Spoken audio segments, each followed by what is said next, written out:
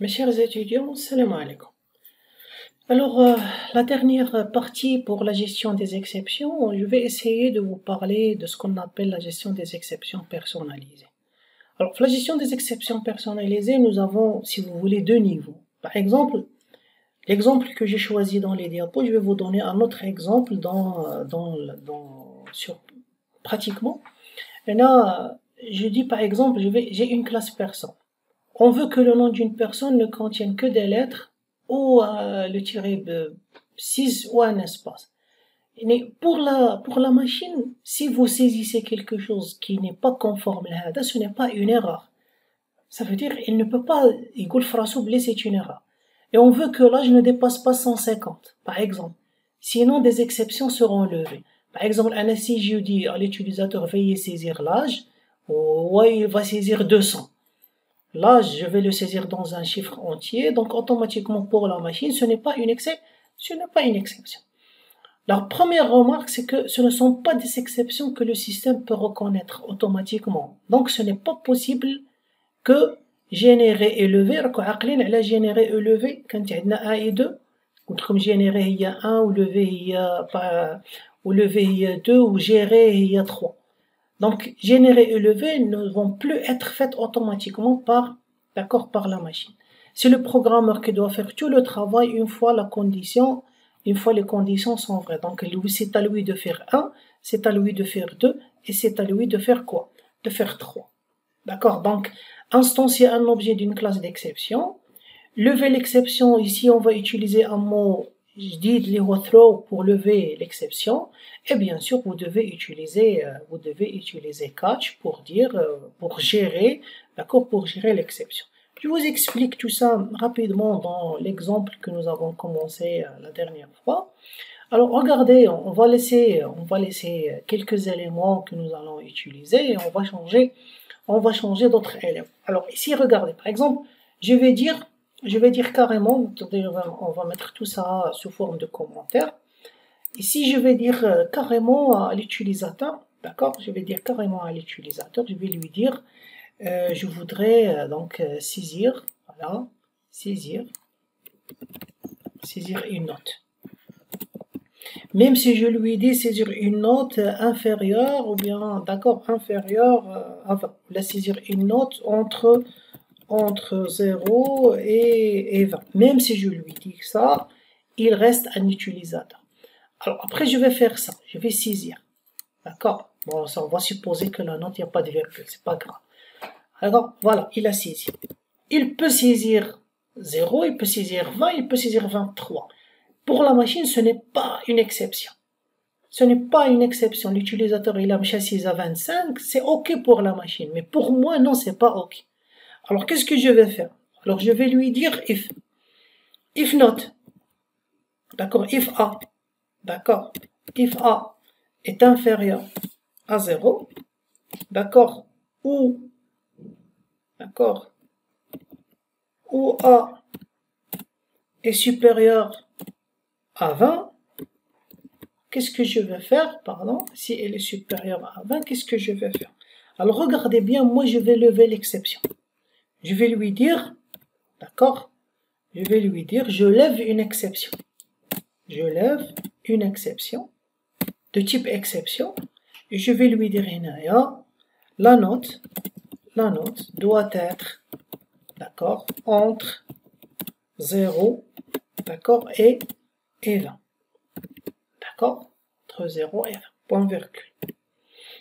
Quand on va faire ça, on va faire que ça. Regardez, j'exécute, je vais saisir 12, je fais entrer, il n'y a pas de problème. J'exécute, je vais saisir 25, je fais ça, et j'ai une exception. La note, regardez, la note doit être entre 0 et 1. Ça, c'est mon message. Hein. C'est ce que j'ai saisi ici. Et l'objet, il est de type exception. Donc, qu'est-ce qui s'est passé? Le 1 et le 2, c'est nous qui l'avons fait. On a généré l'exception, new, d'accord? New exception, on a généré l'exception. Avec le mot-clé throw, qu'est-ce qu'on a fait? On a levé l'exception. Mais qu'est-ce qui reste à faire? Qu'est-ce qu'on n'a pas fait, nous? On n'a pas fait gérer. ما درناش try catch. D'accord? Donc هنا qu'est-ce qu'il faut faire? Il faut venir هنا par exemple. Là on va faire comme ça. D'accord? On va faire ça. On va faire un try. D'accord? On va faire un try. Et à l'intérieur de notre try, on va coller notre code là. Regardez, on va faire comme ça. Voilà, on va faire ça. Voilà. Et on va faire dans le catch, ici, on va faire EX. D'accord? Et ici, par exemple, on va faire ça. D'accord? CTRL C. D'accord? Et on va faire ici un CTRL V. D'accord? Maintenant, regardez ce qui va se passer. D'accord? Voilà. Vous allez voir. Je vais saisir 23. D'accord? Je vais saisir 23. Voilà. La note doit être entre 0 et 20. Et regardez, l'application ne s'est pas plantée. Alors, là, je parle d'exception personnalisée, mais en même temps, j'utilise une des classes exceptions qui sont connues par le système. D'accord? Je peux maintenant changer, je peux créer mes classes. Je vais créer ma classe qui s'appelle non-exception, mais obligatoirement, elle doit hériter de la classe exception ou bien d'une des classes exception. Bien sûr, vous avez suivi avec moi l'héritage. Le constructeur d'une classe exception, il appelle le constructeur de la classe mère. Comme ça, je vais créer deux classes exceptions qui sont mes exceptions et je vais leur donner des messages. D'accord? Je vais leur passer des messages et au lieu d'utiliser des classes exceptions du système, je vais faire quoi? Je vais utiliser mes classes. D'accord? Par exemple, regardez ici, dans cet exemple, j'ai créé une classe qui s'appelle non-exception, qui hérite d'exception.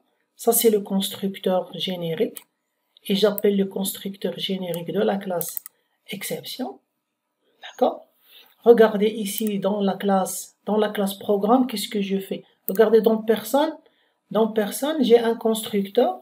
D'accord? J'ai un constructeur. Et là, regardez qu'est-ce que je fais? Regardez, et là, j'ai fait une expression régulière pour que le nom, il doit toujours être construit des lettres majuscules, lettres minuscules, espace, l'espace, ou bien un tiret 6. S'il comporte un caractère différent de hado, ça veut dire had regex, regardez, il va retourner false. Le cours ديال المرة اللي دازت is match. Ça veut dire je vais passer un nom, si il n'est pas conforme, il va retourner une booléenne. وهنا regardez qu'est-ce que je fais في la property. La property كنقول له si هذه is valide, d'accord, n'est pas bon, qu'est-ce que je fais? Je lève une exception de ma classe exception. D'accord, et dans l'exemple, j'ai essayé de vous regrouper le tout. Un exemple d'une expression régulière, une fonction qui va retourner false, donc on a revenu, j'utilise new regex, ça veut dire un objet de regex is match. Je vais voir soit il va me retourner true ou la false. Si c'est false, si c'est not validé, non, ça veut dire je vais lever une exception. D'accord? Ou l'exception, je vais l'intercepter ici dans ce try catch. Regardez, j'utilise ici non exception. Et la même chose pour la classe âge exception si elle est supérieure à 150, vous avez un problème de l'âge. Et le constructeur, je vais passer des éléments qui sont incorrects. Je vais passer un nom qui est incorrect, غادي يدوز عند nom, وهذا nom كتعيط على valider non, et vous allez voir. D'accord, donc là je vais changer de programme de démarrage, c'est celui-là. Je vais lui dire définir comme un projet de démarrage. Regardez maintenant qu'est-ce qui va se passer. Il dit âge invalide. Âge invalide parce que regardez l'âge que j'ai passé هنايا. D'accord, l'âge que j'ai passé هنا. D'accord, et non. L'âge que j'ai passé هنا il est de 244. Si je passe هنا l'âge par exemple, je vais mettre 100. Voilà, je vais rajouter par exemple des étoiles et j'exécute. Le nom il est invalide. D'accord, non invalide. Pourquoi? Parce qu'il ne respecte pas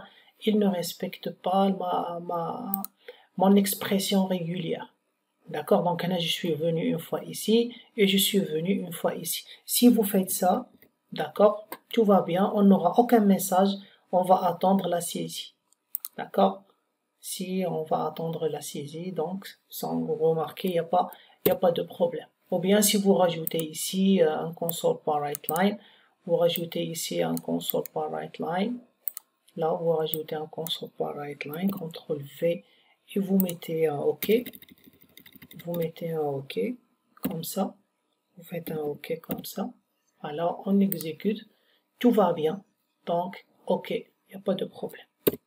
Je fais avec Mohamed, je sais pas, moi je fais je sais pas, je fais des crochets ou quelque chose comme ça, je sais pas, je vais prendre quelque chose à l'intérieur.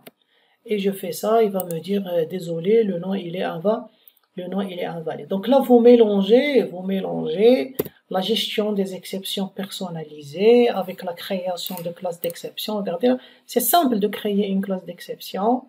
Et vous pouvez même avoir votre message ici dans la classe d'exception. Il n'y a pas de problème. D'accord? Donc, arrivons à la fin de cette vidéo.